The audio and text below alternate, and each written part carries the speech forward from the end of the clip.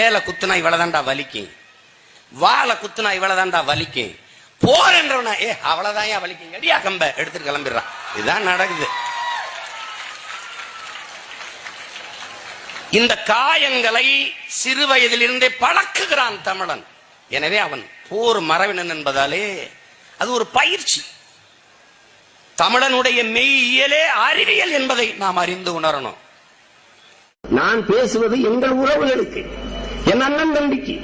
ஏன் இப்படி காட்டுமராண்டித்தனமா நீ போறான்னு நாங்க பேசுறோம்.